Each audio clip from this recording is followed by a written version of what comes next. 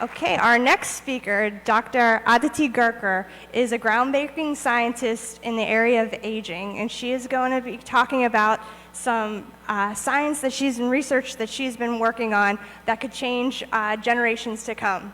Dr. Gurkar?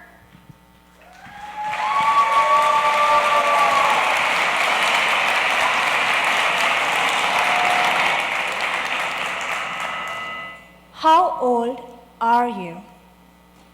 No, really. Every time someone asks you this question, how old you are, you think of a number, your chronological age. Basically, how long you've lived on this planet. However, what the age 50 may represent to you may mean something completely different to me. Of course, we have all heard some version of age is just a number, haven't we? Unfortunately, aging is not. Growing up, I was blessed. My grandparents were a big part of my life. They lived with us. Fun for me, not sure it was as fun for them. Imagine living with your kids and your grandkids through your old age, all in a tiny one-bedroom apartment. Anyway, both my grandparents lived to be 83. When I looked up at my grandfather, all I saw was a superhero. Never really saw him sick, except the last 3 months of his life. He was very active, picked me up from school every day, did my homework with me, played with me, and even discussed world affairs. He was sharp as a tack. My grandmother, on the other hand, she could not remember who I was for the last 7 or 8 years of her life. She was bedridden for the last few, suffering from multiple morbidities, frail, and completely dependent on her family. Really, no quality of life. So from a very young age, the fundamental question that haunted me was, why? Why do people age differently? When you think about age, you think about how old you are, your chronological age, what's written on your license, correct? But you don't think about how old you actually feel, how much wear and tear your body has accumulated through age. This would be your biological age. And this distinction between biological versus chronological age is an important one. Because again, people age differently. Aging is the global socio-economical challenge of this century.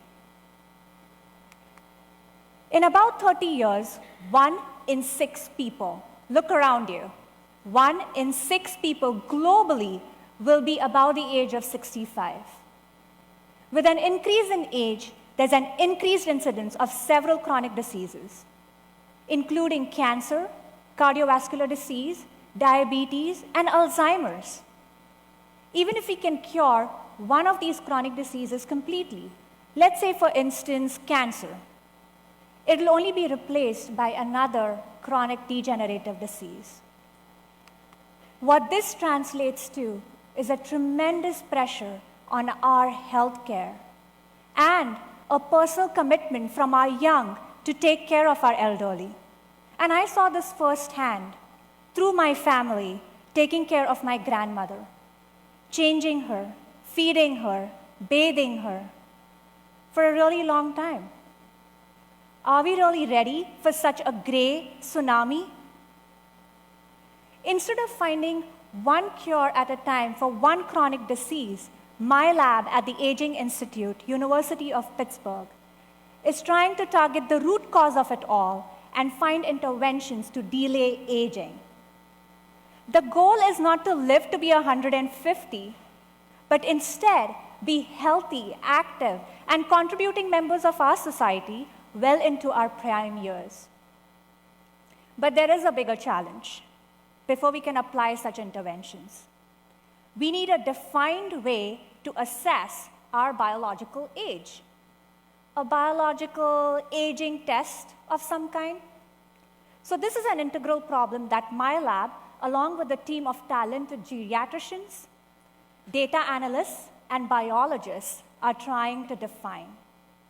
How are we doing this? We are looking at what is inherently different between early agers or fast agers like my grandmother versus healthy agers or slow agers like my grandfather. And we are trying to find a unique fingerprint that would distinguish between these two groups. Our work, along with several other labs, has identified that as we age, we accumulate something called zombie cells. Why are these cells called zombie cells? Because they live in our body for a really long time and refuse to die easily.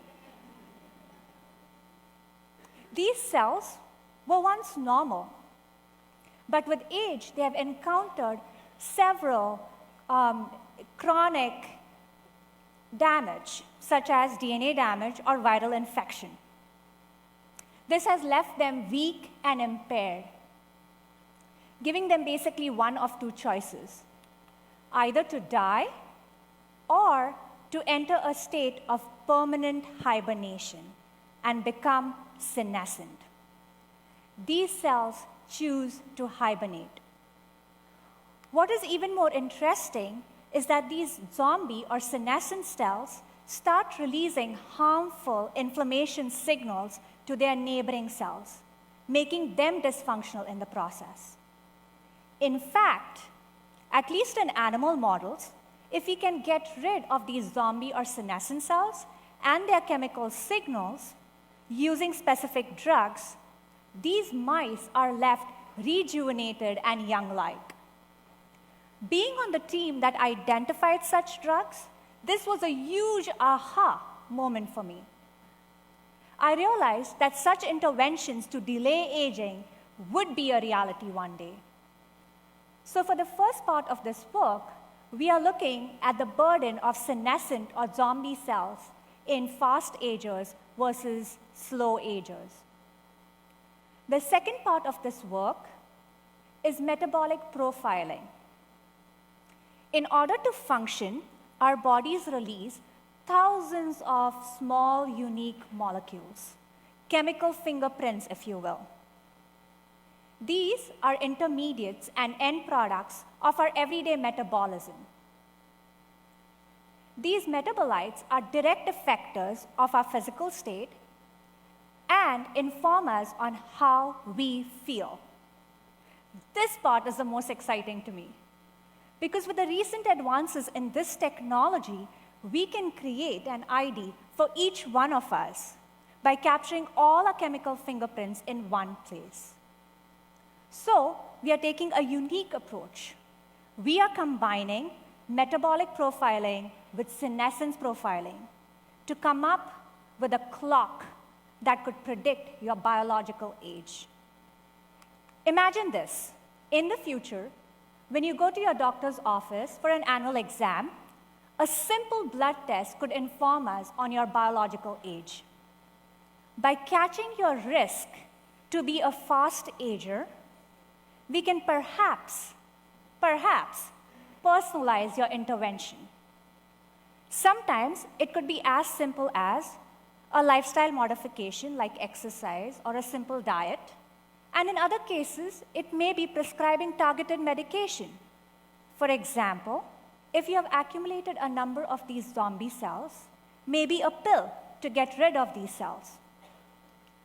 To help you live healthier, to make you feel younger, 20 years younger than your actual chronological age.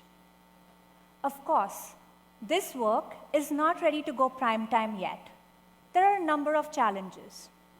We have to first see how accurate, reliable, and confident such a test would be to predict your biological age.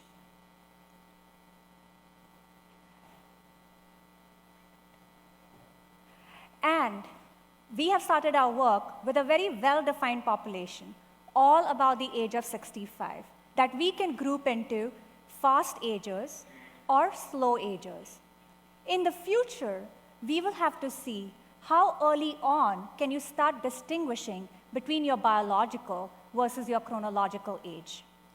That is, when you're 35, are you fit as a fiddle and biologically like a 25-year-old, like me? Or are you headed towards accelerated aging? And so to end, I want to leave you thinking of Johanna Koss.